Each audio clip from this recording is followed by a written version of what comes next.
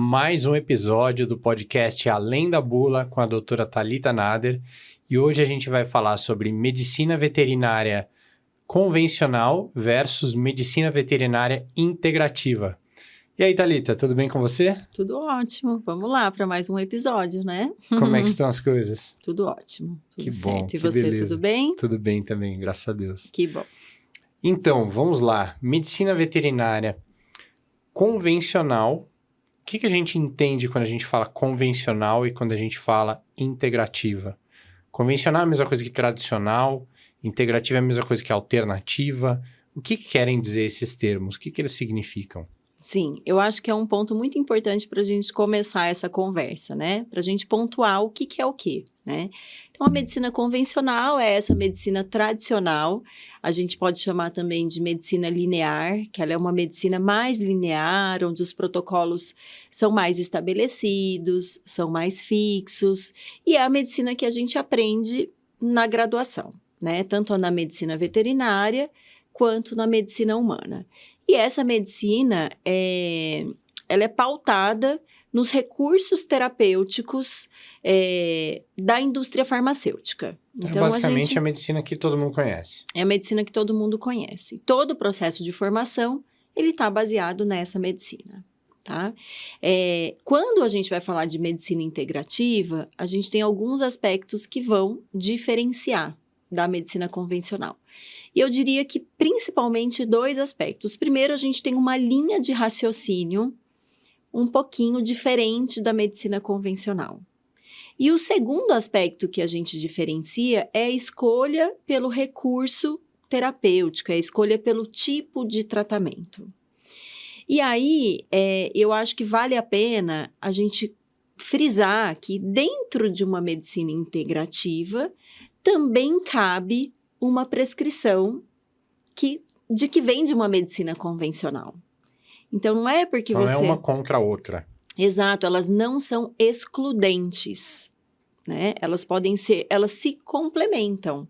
Então, eventualmente, eu, dentro da minha prática clínica, eu posso lançar mão de recursos terapêuticos, eventualmente antibióticos, eventualmente anti-inflamatórios, que são as drogas clássicas que a medicina convencional utiliza. E quando você fala uma linha de raciocínio diferente, o que isso quer dizer na prática? A medicina convencional, ela é uma medicina mais linear. Então, o foco da medicina convencional está muito no agente causador da doença, né? Então, no vírus, na bactéria, no fungo e no tratamento absolutamente direcionado e específico para aquilo. Aquela coisa do anti-isso, anti-aquilo e no médico especialista. Você vai para cuidar de uma coisa e de outra coisa. Exatamente. Então, o cuidado, ele é fragmentado. Então, as especialidades vão olhar de uma maneira, claro que a gente está generalizando aqui, né? Mas de uma maneira geral, as especialidades vão olhar especificamente para aqueles sistemas, né? Então, o dermatologista vai olhar para a pele, o endocrinologista vai olhar para os hormônios e assim por diante. Ao passo que quando a gente fala de uma medicina integrativa, a perspectiva do processo de adoecimento, ela é completamente diferente. Então, a gente sai desse raciocínio linear, onde a gente tem um agente causador de doença e um anti alguma coisa para combater aquela condição, e a gente vai para um cuidado mais pleno, um cuidado mais integral, onde a gente vai olhar para o indivíduo. E aí, nesse sentido, a gente vai considerar questões que são inerentes daquele indivíduo. Então, passa a ser uma medicina mais difícil de ser praticada, porque exige mais do profissional, porque tem um fator ali, tem um elemento, tem uma variável, que é o próprio indivíduo, né? Então, a gente sai desses protocolos engessados e lineares, de que para uma determinada situação, você vai fazer uma determinada escolha e vai para uma linha de raciocínio mais ampliada. Tá. Antes da gente se aprofundar um pouquinho nisso, me explica um pouquinho o que tem de errado no raciocínio tradicional? Ele no anti alguma coisa, na fragmentação, porque eu entendo que isso seja necessário até para você aprender, né, didaticamente, metodologicamente, como é que você vai entender como é que funciona sem dividir, né? Você está na escola, seja qualquer matéria, seja qualquer faculdade, e especialmente medicina, humana ou veterinária, você precisa dividir para estudar, né? Então, qual é o problema nesse raciocínio? Não tem nenhum problema em tese, né? Então, esse raciocínio, ele funciona do ponto de vista didático, né? Então, é uma excelente estratégia para ensino. O que falta nesse raciocínio é costurar isso no final do processo, né? E que muitas vezes isso não é feito. Então, na medida que a gente fragmenta para compreender, para estudar, para aprender, no final a gente precisa também perceber a conexão entre todos esses sistemas. Então, talvez o que falta numa medicina linear e convencional é a conexão entre tudo que foi aprendido ao longo do tempo e, aprofundando um pouquinho mais esse assunto, esse tema, essa medicina mais linear, onde o foco está no agente causador da doença, ela funciona muito bem para as doenças agudas. Certo. Muito bem. Muito bem. Ela leva esse paciente para um caminho de resolução na maioria das vezes, tá? Onde está... Doença aguda é algo que vem, aparece, é muito forte e vai embora, é isso? Isso, a doença aguda, ela tem exatamente essa definição, né? Então, ela vem, se manifesta de forma rápida. Em geral, a gente vai ter um agente causal identificado. Então, vou dar um exemplo aqui. Uma doença do carrapato, uma diarreia por intoxicação alimentar, por exemplo, são doenças agudas, né? Uma dor de ouvido, de manifestação abrupta, doenças agudas, tá? E a medicina convencional, ela atende muito bem esse tipo de paciente. Que para cada doença você tem um remédio. Exatamente. Aquele protocolo cara crachá, né? Uhum. Então, para cada doença, um medicamento. Então, na doença aguda, isso está definido, isso está estabelecido e não há grandes desafios, né? Quando que a medicina convencional deixa de atender a este paciente, digamos assim, né? Deixa de gerar saúde efetiva para esse paciente? Quando a gente está falando de doenças crônicas. Tá. Quando a gente está falando de doenças crônicas, a gente necessariamente, para a gente trazer estabilidade, para a gente trazer qualidade de vida, para a gente trazer controle de sintomas, aí a medicina integrativa, ela atua de uma maneira muito mais abrangente e, na minha opinião, os resultados, eles são muito mais consistentes e duradouros. Dá um exemplo. Vou te dar um exemplo. Um paciente com insuficiência renal crônica. Ela é uma doença crônica, incurável, que a tendência é de piora ao longo da vida. Ou seja, ela é uma doença degenerativa, que com o passar do tempo, essa função do rim será reduzida, né? Então, esse é o curso da doença. E a insuficiência renal crônica, ela não tem um agente causador. Então, a gente não tem essa correlação de causa e efeito clara, estabelecida. Ou seja, se você me perguntar por que um animal tem insuficiência renal crônica, eu não tenho essa resposta para te dar. Tá. Não é uma resposta única. Ela é uma consequência de vários eventos metabólicos, predisposições individuais, Aí que questões você tem que entrar alimentares. Exatamente. Aí a gente tem que entrar no indivíduo. E sem entrar no indivíduo, há uma grande limitação de escolhas terapêuticas. Então, por exemplo, um paciente com insuficiência renal crônica diante de uma medicina convencional. O que é feito por este paciente? Mudança de alimentação e acompanhamento. Basicamente é isso. Num determinado estágio, é entrado com uma fluidoterapia, uma soroterapia de suporte. Basicamente é isso. Espera para ver o que acontece. E aí, quando esse veterinário pede os exames, ele não está olhando para o indivíduo? Ele está olhando para o indivíduo. O problema ou a dificuldade desse veterinário da medicina convencional é que mesmo que ele tente olhar para o indivíduo, se ele não tiver na caixinha de ferramenta dele terapêuticas individualizadas, ele vai ficar de mãos atadas. Então, por exemplo, voltando a esse exemplo do animalzinho com insuficiência renal crônica, ela tem 4 estágios. Se chega um animalzinho no estágio 1, muitas vezes na medicina convencional, a conduta vai ser, vamos observar. E que, na verdade, vamos observar significa quase como vamos aguardar esse animal ir para o próximo estágio para que a gente tome alguma decisão.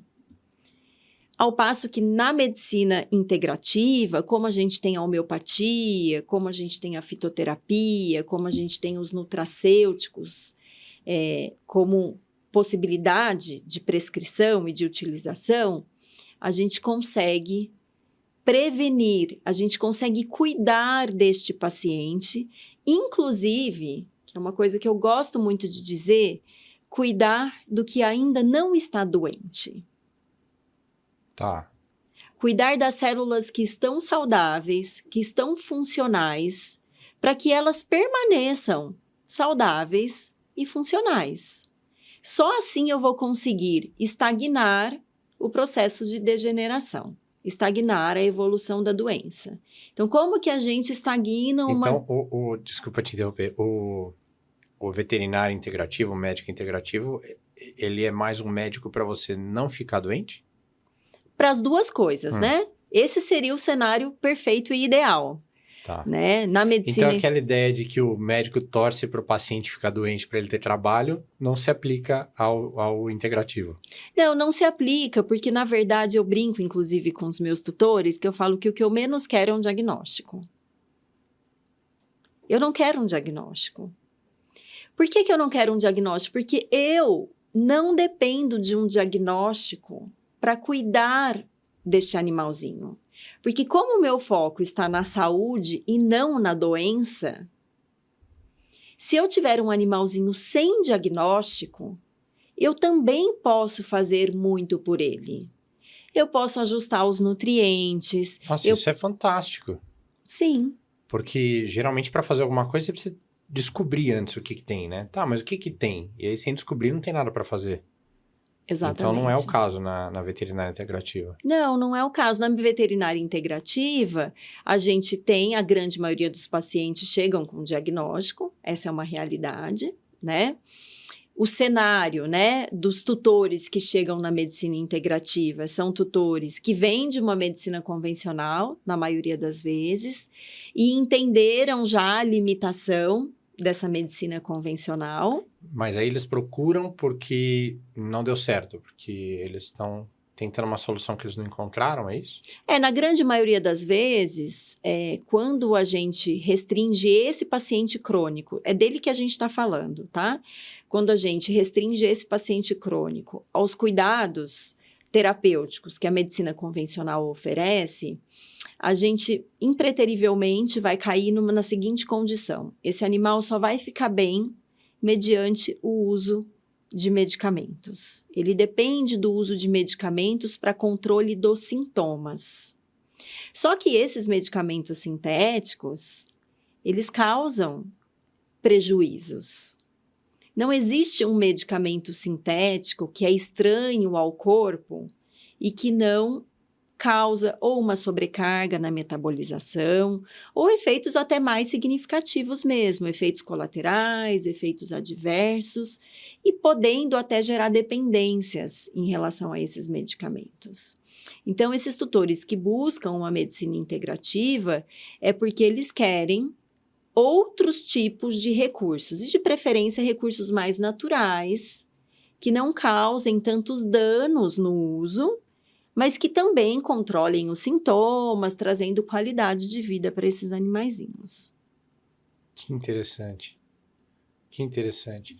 E dentro das coisas que você traz, alternativas a medicamentos, você falou que o medicamento ele vai trazer consequências graves, e aí você falou da caixinha de ferramentas, né? O que você tem nessa caixinha de ferramentas? O que você trabalha além dos medicamentos tradicionais, alopáticos? Na minha caixinha de ferramentas, eu tenho a fitoterapia, eu tenho a homeopatia, eu tenho os nutrientes, os nutracêuticos, eu tenho a terapia neural, existem outras possibilidades dentro da medicina integrativa, como a acupuntura, ozonioterapia, a alimentação natural, então mudar o tipo de alimentação, ajustar a dieta, ajustar hábitos, faz parte da base desse cuidado, né? Então, a gente começa caminhando por aí, na verdade, porque a gente entende que um animalzinho que não está bem nutrido, ele não tem condições de fazer nenhum tipo de reparo. Então, não existe reparo celular, não existe reparo tecidual, sem uma boa nutrição celular. Eu não estou falando de peso, eu não estou falando do score corporal, eu estou falando do quanto os nutrientes que esse animalzinho ingere estão disponíveis para chegar lá na célula que precisa trabalhar e que precisa fazer o reparo.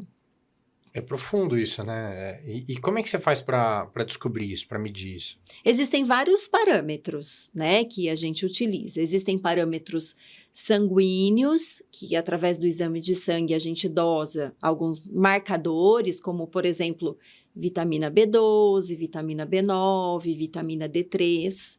Não tem como a gente dosar todos os nutrientes, mas a gente tem alguns marcadores que sinalizam para a gente se esses nutrientes estão sendo bem absorvidos ou não, né?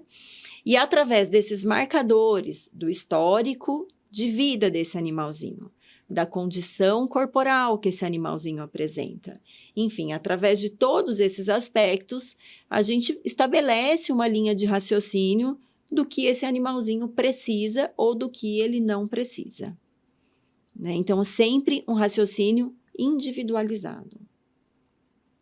Por isso que é complexo a medicina integrativa, porque os protocolos fixos, né, eles praticamente desaparecem, né, e a gente vai ter que trabalhar com a necessidade de cada indivíduo de forma particular.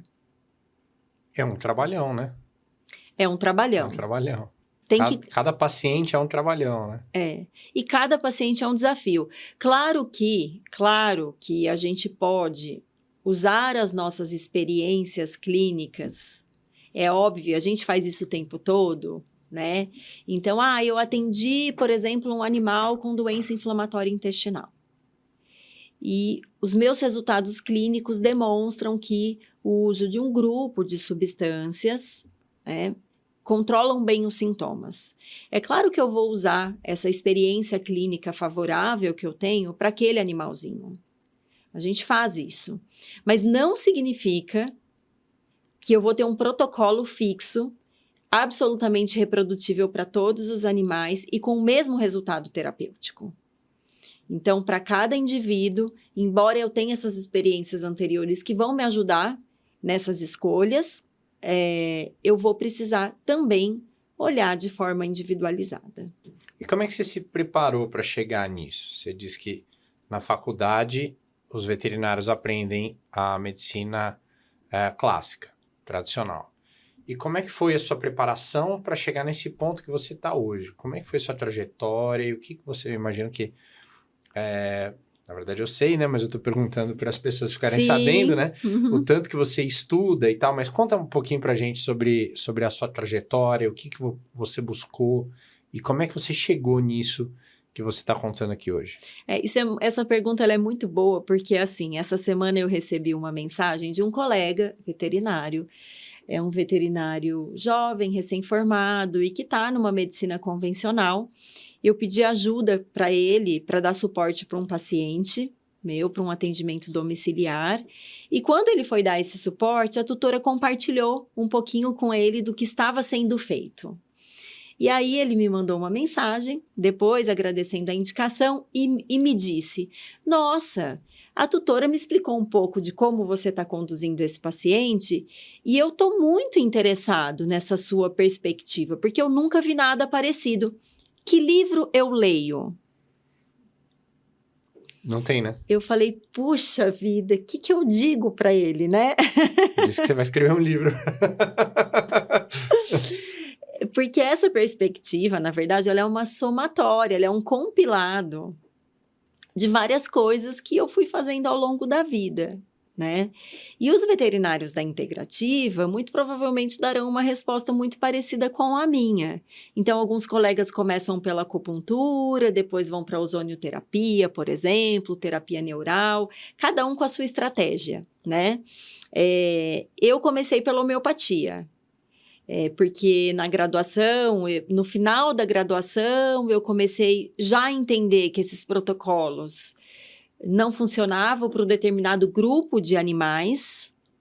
E aí eu falei, puxa, deve ter algo além disso, né? Não é possível que a medicina começa e termina aqui, né? E aí eu já fui buscar alguma coisa que estava fora ali do escopo convencional. Então, eu comecei pela homeopatia, depois eu fui para a fitoterapia e depois eu fui para essa parte de nutrologia, já entendendo que um grupo de pacientes, um grupo de animais, não respondia tão bem ao tratamento porque faltavam alguns nutrientes. Então, eu já estava com medicamento homeopático adequado, eu já estava com suporte fitoterápico adequado e havia uma limitação na resposta. E onde é que estava essa limitação na resposta? Estava nessa parte nutricional. E aí eu fui para alimentação natural, para a questão dos nutrientes e nutracêuticos de uma maneira um pouco mais abrangente. E depois eu fui para terapia neural, enfim, eu fui... literalmente, assim, eu fui traçando uma jornada, né? Então, hoje, a minha linha de raciocínio, ela é atravessada por todos esses aprendizados que eu tive ao longo desses 23 anos de formada, né? Então... Que beleza, que beleza. E, bom, esse final de semana você estava em São Paulo, né? Conta um pouquinho, o que você estava fazendo lá? Sim, eu estava em São Paulo, fui para o final de semana de pós-graduação do Dr. Lair Ribeiro, que é uma sumidade, né? Ele trouxe e ele traz, né? Ele continua fazendo isso de uma maneira muito importante, muito significativa, trazendo um olhar de uma medicina, de um cuidado pleno mesmo, né? Uma medicina funcional, uma medicina integrada, uma medicina individualizada. Ele é um médico, o curso é para humanos, né? Mas eu já fiz essa pós e contribuo sempre que sou convidada para estar lá, porque muito do que ele traz a gente consegue aplicar na medicina veterinária. Muito do que ele traz. Então, os conceitos de adoecimento, os próprios recursos terapêuticos, claro, a gente vai fazer as adaptações, né, para os cães. Os gatos, a gente tem uma limitação um pouquinho maior, mas eu digo que 70% do que eu aprendi durante a pós-graduação, eu consigo aplicar na minha prática clínica. E os outros 30% eu uso em casa, comigo, com a minha família, né? Então, todo mundo ganha, né? Então, realmente foi um grande divisor de águas essa pós-graduação, com profissionais muito comprometidos, com base muito científica sempre, que esse é um critério que eu tenho, né? Então, assim, eu gosto desse embasamento, eu gosto desse respaldo científico, eu evito transitar nesse ambiente muito empírico, né? Muito de achismo. Então, sempre que eu vou iniciar um novo recurso terapêutico, iniciar algo que é novo, eu procuro fazer isso de forma bem respaldada. E você acha que ainda existe um pouco de preconceito com relação a essa visão da integrativa, com terapêuticas como homeopatia, por exemplo? Tem gente que acha que não funciona, tem gente que acha que é besteira, tem gente que acha que não tem base. Você ainda sente isso? Ou você acha que isso já está superado? Olha, isso existe. Isso existe, mas, de certa forma, isso não chega muito até mim. Porque depois de tanto tempo nessa área, quem me procura, quem estabelece uma relação comigo, já está alinhado com isso. Mas isso não significa que não exista. Geralmente quem já busca, né, uma vida mais alinhada, quer aplicar isso para o seu pet também, né? Sim, sim. Então, eu costumo dizer que eu tenho 2 tipos de tutores, né? Que é o tutor que já tentou tudo na medicina convencional e não obteve os resultados que ele deseja, que ele gostaria, enfim.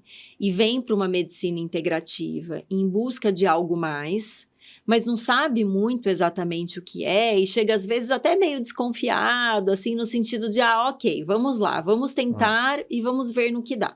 Meio que o tutor desesperado, né? Sim, sim. Tá com um problema Que já tentou de tudo. Tentou de tudo.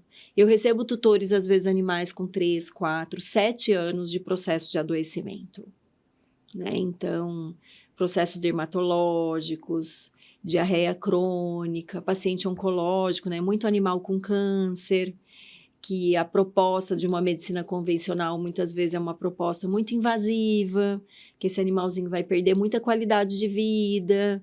E aí, esse tutor vem para mim e fala, não, eu não quero submetê-lo a esse tipo de sofrimento. Né? E nesse caso de um animal que tem alguma coisa que não tem cura, por exemplo, o que você consegue oferecer para ele? É muito importante a gente alinhar as expectativas com o tutor, né? Então, vamos imaginar um cenário de um paciente com câncer, de um animalzinho com câncer inoperável, por exemplo, né? Esse animal tem um câncer cerebral, por exemplo, que a gente não vai conseguir fazer uma intervenção cirúrgica que vai trazer uma resolução. Então, esse animal vai ter que conviver com esse câncer. Sim. Então, aí a gente estabelece um plano, uma estratégia de tratamento. Por que a gente estabelece um plano ou uma estratégia de tratamento? Porque o câncer, ele é um evento que ele tem várias causas de base. Então, quando a gente está lidando com um animal que tem câncer, a gente vai, inevitavelmente, precisar mais de uma estratégia terapêutica, já que ele é um evento que envolve vários fatores. Tá. Então, um paciente com câncer, animalzinho com câncer, o que a gente vai fazer? Então, eu vou controlar, por exemplo, tá? Eu vou dar cannabis para esse animal não sentir dor. Tá? Se é um câncer cerebral, por exemplo, essa cannabis ainda vai me ajudar nesse ambiente cerebral, controlando eventualmente uma epilepsia, controlando eventualmente um andar cambaleante, uma incoordenação motora que esse animal possa ter, e assim por diante.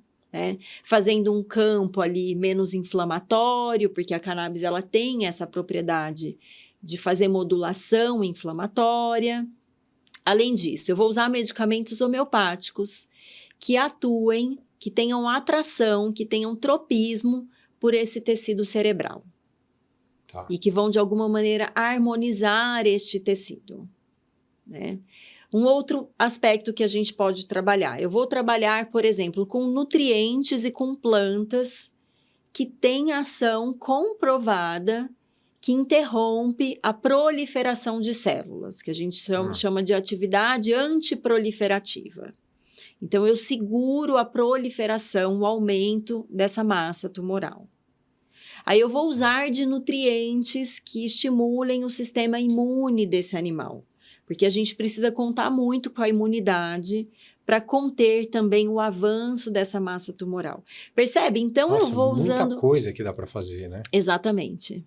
Que fantástico. Exatamente. E aí, quando a gente recebe um tutor que recebeu, né, a notícia fatídica, olha, não há mais nada que possa ser feito para o seu animalzinho, é muito triste quando a gente recebe esse tipo de tutor. Imagina. Porque a verdade é que sempre tem algo que a gente pode fazer por esse animalzinho. Sempre. Não necessariamente curar ele ou salvar ele, mas oferecer uma qualidade de Com vida. certeza. Um fim digno. Exatamente.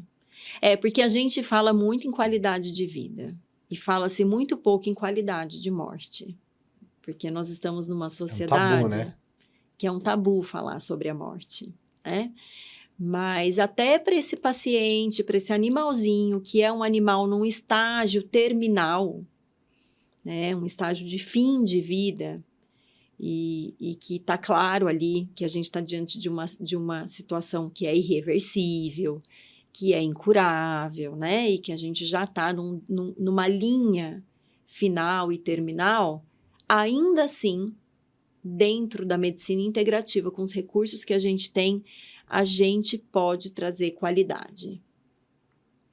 Né? Não deixar esse animalzinho agonizar, não deixar trazer um conforto físico, um conforto ambiental, um conforto emocional. São várias camadas do cuidado. Sim, sem dúvida. O cuidado, ele não está em você oferecer uma cápsula, um comprimido. Ele vai além disso. Que bacana. E aí você tinha dito que esse é um tutor que chega, que é o que já tentou de tudo, que às vezes está até desesperado, e que tem um outro tutor que é o que já vem mais alinhado, já sabe o que está querendo, né? Sim. São esses dois perfis.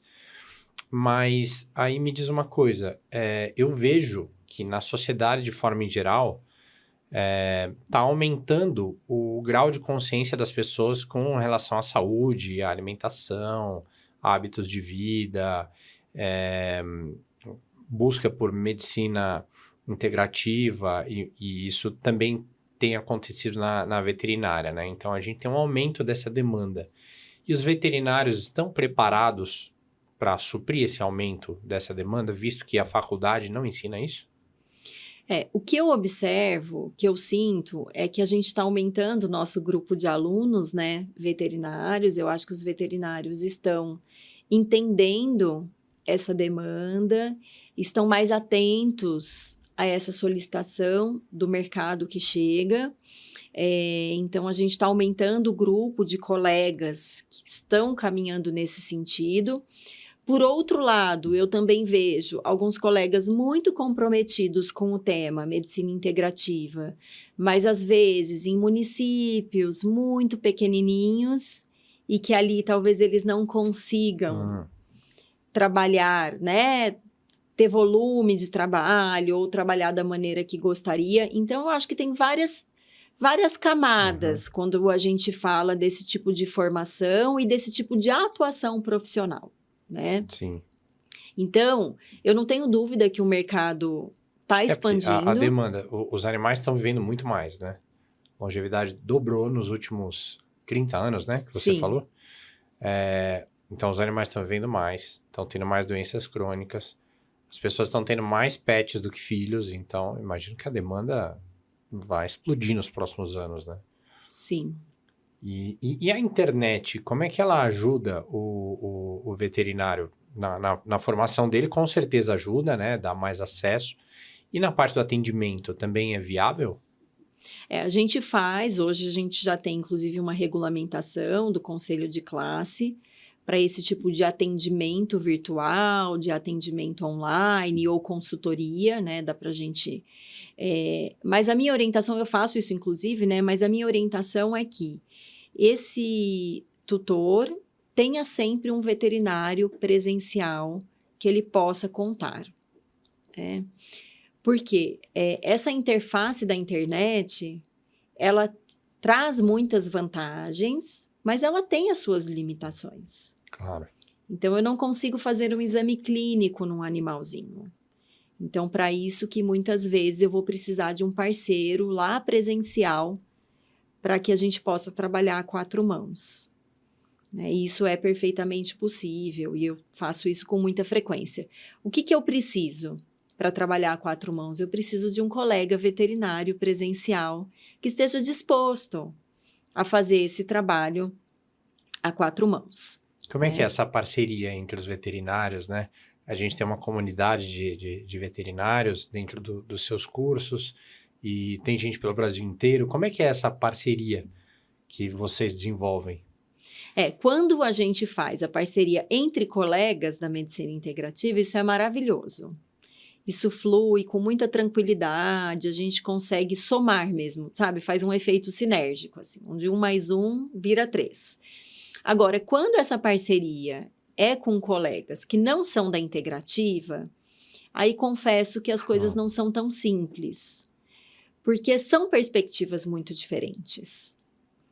Né? Então, aí exige um pouquinho mais de jogo de cintura, exige um pouco mais ali a gente precisa ter um pouco mais de flexibilidade nesse sentido. Porém, é importante lembrar que nem todo animalzinho que eu atendo online, eu preciso desse veterinário lá presencial, naquele momento, fazendo esse Ou toda acompanhamento, vez, né? ou toda vez, não. Não necessariamente, tá? Eu recebo muitos animais do Brasil inteiro, do mundo inteiro, na verdade, né? Eu tenho vários pacientes nos Estados Unidos, alguns países da Europa. Cachorrinho fazendo teleconsulta dos Estados Unidos e da Sim, Europa? Que sim. barato.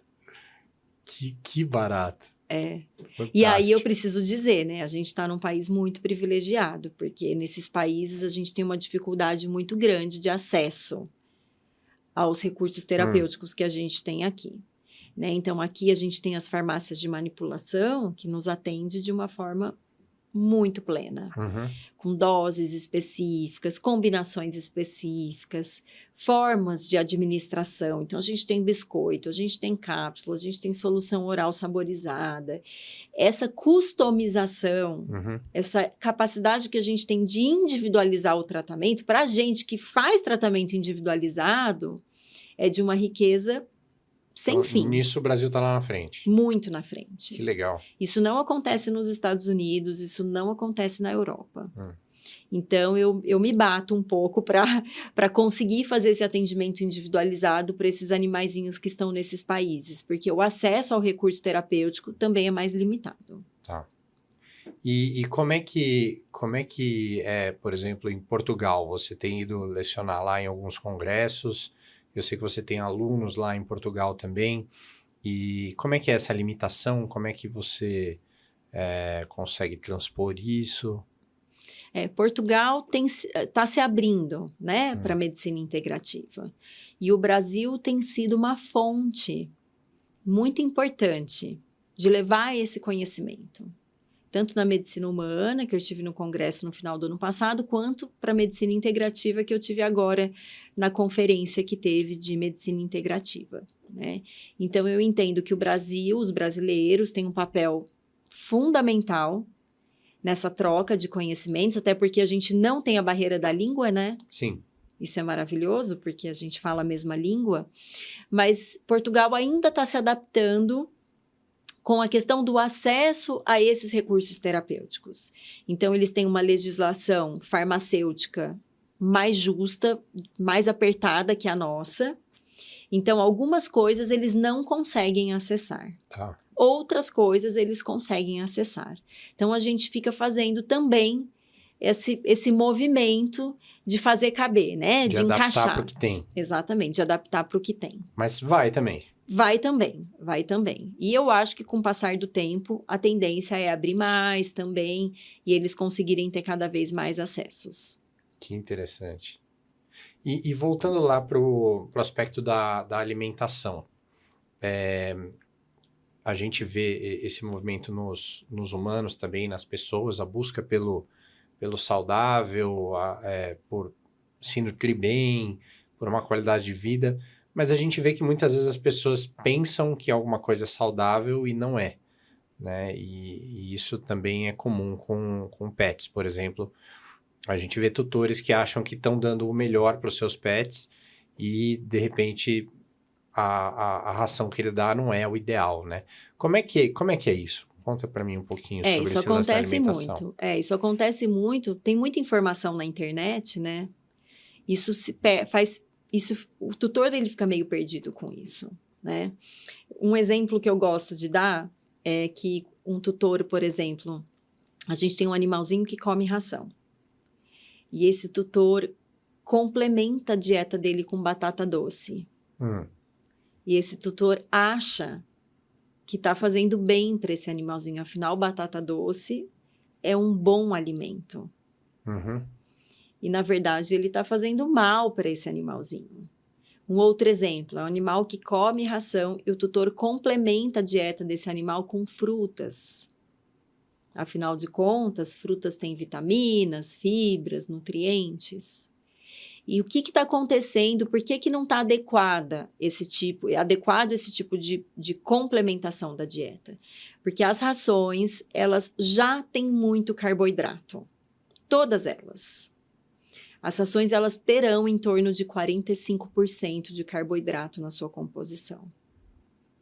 Quando a gente complementa a alimentação de um animal que come ração com carboidratos, a gente leva essa balança do carboidrato lá para o alto. E os carboidratos, eles têm uma série de consequências, né? Então, o carboidrato, ele aumenta a glicemia, ele aumenta o ganho de peso, e o carboidrato que não é consumido como energia, ele vira gordura. Tá. Então, assim, não é para os cães e gatos, a gente precisa fazer o inverso. A gente precisa aumentar a balança da proteína e não a balança do carboidrato. Então, o ideal para um animal que come ração é não dê nenhum carboidrato a mais. Se você quer complementar a dieta do seu animalzinho, cão ou gato, a complementação deve ser proteica. Mesmo que seja batata doce, mesmo que seja fruta. Retire os carboidratos e entre com a proteína. Aí sim, a gente vai ter um input alimentar que aproxima esse animalzinho da alimentação da espécie, que é uma alimentação, ou deveria ser uma alimentação predominantemente carnívora. Fantástico. Então a informação aí, que é um pouco do que a gente vê você fazendo, né? Eu acho que ela é fundamental é uma pecinha fundamental nessa engrenagem da saúde do animal, né? Porque não é porque a gente acha que está fazendo o bem que a gente realmente está contribuindo para a saúde do animal, né? Sim. E tem um grande erro, e aí eu considero um erro mesmo da medicina convencional em relação ao paciente obeso. Hoje a gente tem uma epidemia de animais, não diferente dos humanos, né? Uhum. Uma epidemia de animais com sobrepeso, né? Esses animais que têm sobrepeso, na grande maioria das vezes, tem sim um componente de erro alimentar, de dieta, de hábitos. A medicina convencional, ela vai trabalhar isso de forma muito restrita, ou seja, se hoje você chegar com o seu animalzinho para um veterinário convencional, precisando de uma estratégia para perda de peso, a orientação básica vai ser: vamos trocar essa alimentação que ele está fazendo por uma dieta, por uma ração terapêutica para animais obesos. Tá. Essa ração, que ela pode ser terapêutica para obesidade ou uma ração light, são rações que economizam na gordura. Tem menos gordura. Mas quando a gente olha para o nível de carboidrato dessas rações, também tem níveis bem elevados de carboidrato. E a conta que essa medicina linear faz para esse animalzinho que está com sobrepeso, ela é uma conta muito rasa. É uma conta em calorias, mais ou menos. É uma conta do que entra, é uma conta do que sai. Tá. Do que consome e do que gasta. Só que a gente já sabe, que inclusive para humanos, que essa conta, ela não funciona. Porque no meio do que entra e no meio do que sai, tem um indivíduo com metabolismo. Que é biologia, não é matemática, né? Exatamente. E esse metabolismo que vai definir como é que essa equação vai acontecer. Essa é uma equação biológica, ela não é uma equação matemática. Então, se eu tiver um animalzinho com uma tireoide que não está funcionando adequadamente, ele vai comer pouco e ele não vai emagrecer. Se eu tiver um animalzinho com hipertireoidismo, ele vai comer muito e ele vai emagrecer.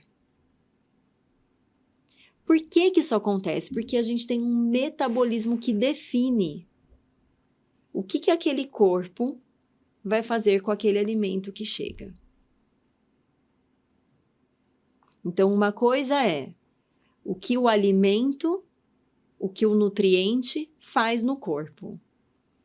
Outra coisa é o que aquele corpo faz com aquele nutriente.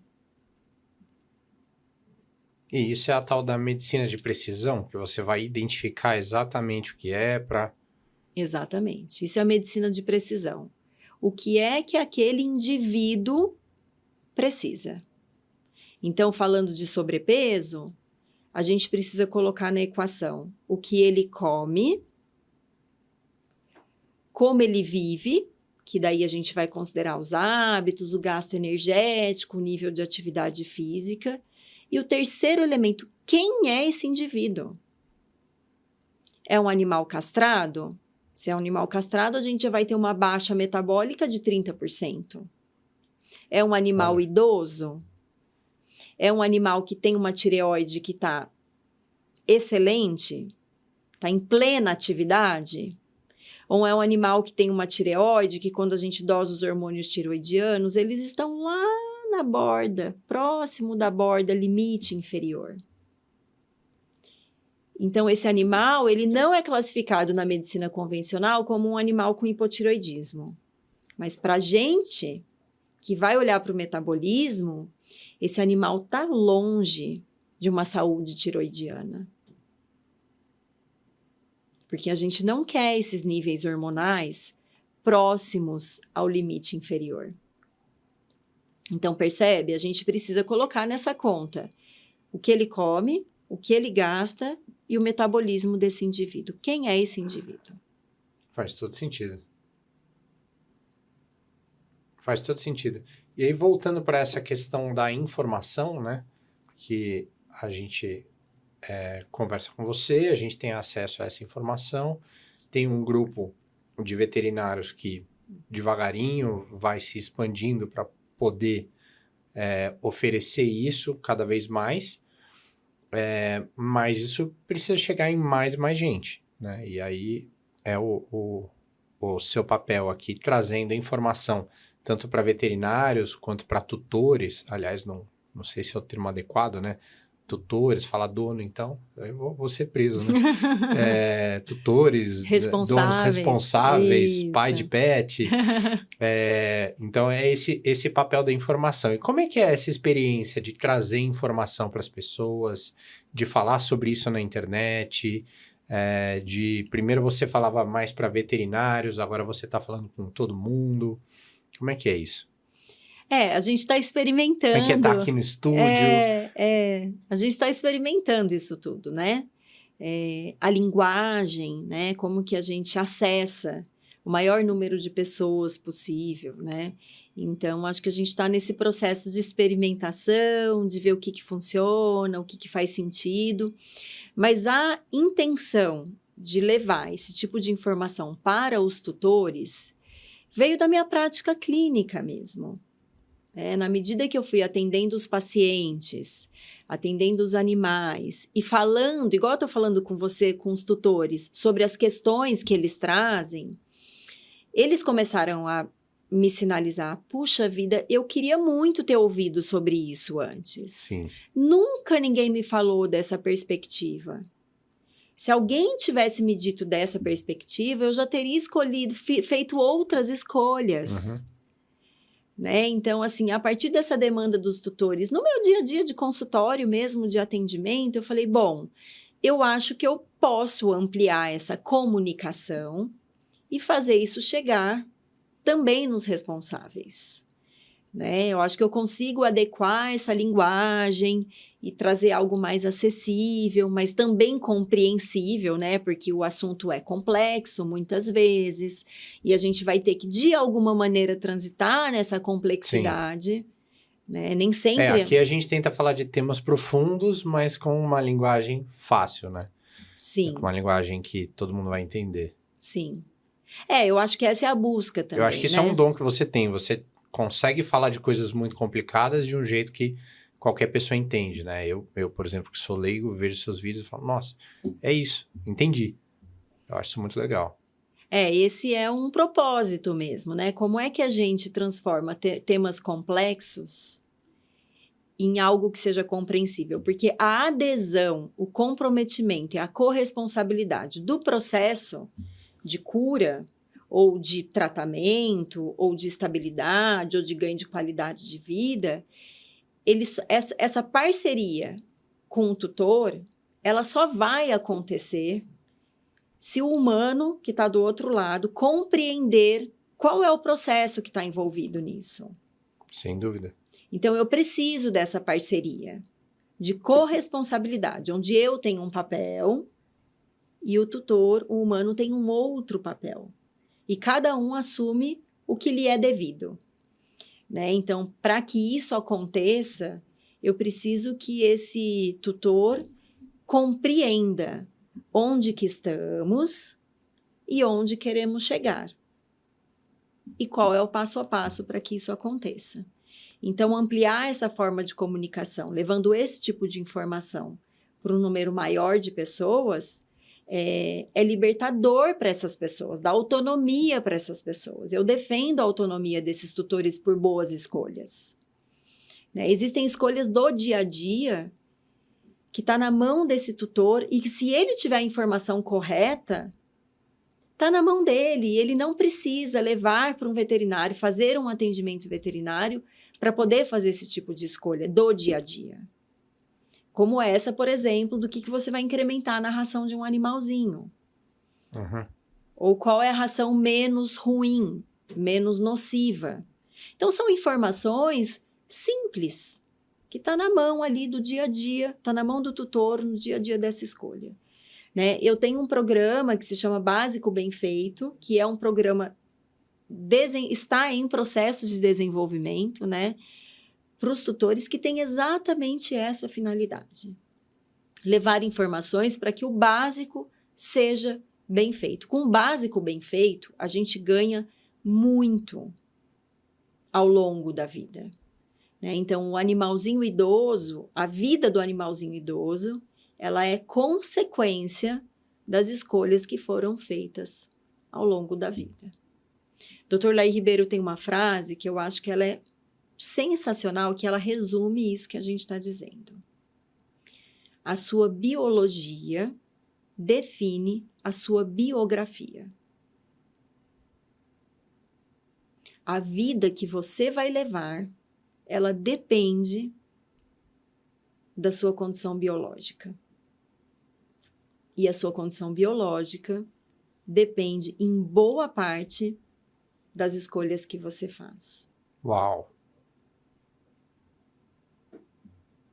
E aí, no caso dos animais, quem tem a responsabilidade de fazer as escolhas são os tutores, né? Exatamente. Acho que é mais ou menos que como o pediatra, né? Eu costumo brincar que o pediatra não é médico de criança, é médico de mãe, né? Então, o pediatra vai conversar com a mãe, né? Cuidar das aflições dela e orientar, né? Então, com o tutor e o animal, acho que se o tutor comprou a ideia, ele vai executar bem o tratamento, né? Ele vai seguir, ele vai tomar boas escolhas. Sim, sim. Porque se ele não estiver envolvido no processo, eu não tenho um aliado ali, entende? Sim. Eu preciso de um aliado nesse processo. Somos parceiros nesse processo. Então, para que haja envolvimento do responsável no processo de cura, no processo de tratamento, e especialmente do paciente crônico, porque o processo é longo, né? Se esse tutor não se sentir, se a gente não estabelecer essa relação de confiança, né, onde um ajuda o outro, onde cada um desempenha o seu papel da melhor maneira possível, o resultado ele fica muito difícil de aparecer. E aí, do lado de cá, eu como veterinária, eu tenho a preocupação de fazer escolhas que esse responsável tenha condições de aderir. Vou dar um exemplo simples. Eu vou passar um medicamento homeopático e eu quero, ou eu preciso, ou eu sugiro que esse medicamento seja dado 4 vezes ao dia. Mas esse tutor sai de casa 7 da manhã e volta às 7 da noite.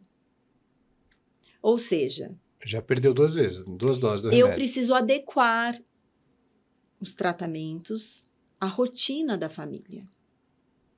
Eu preciso adequar a dieta desse animalzinho à rotina da família. Claro que, às vezes, esse tutor vai ter que fazer algum ajuste para caber alguma coisa. né? Mas é o tempo todo nessa relação, entende? Uhum. Olha, a gente vai trabalhar com um cenário ideal. O cenário ideal seria este. Para você, qual é o cenário possível? Vamos encontrar esse caminho do meio entre o cenário ideal e o cenário possível? Então, haverá concessões da minha parte e haverá concessões também da parte desse responsável. Haverá um esforço da minha parte, mas também haverá um esforço da parte desse responsável. Percebe? Então, cuidar de um paciente crônico, de um animalzinho crônico, é uma relação de parceria. Que fantástico. Que papo incrível, hein? Hoje rendeu, né? Muito bom, né? Muito legal, Thalita. Obrigado por essa conversa aí, por mais um podcast Além da Bula. Eu que agradeço. Mais um Valeu. encontro E a gente se vê no maravilhoso. próximo. Obrigada, até mais. Até mais.